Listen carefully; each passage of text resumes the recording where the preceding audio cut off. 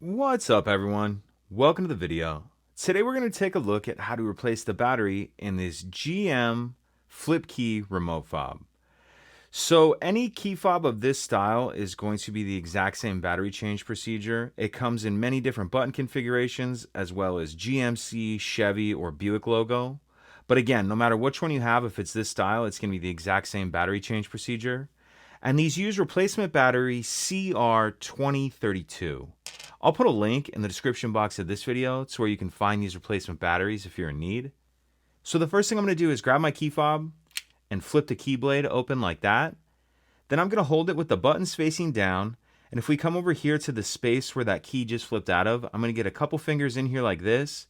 Then I'm going to get my thumb on the bottom here, and I'm just going to peel that cover back like that.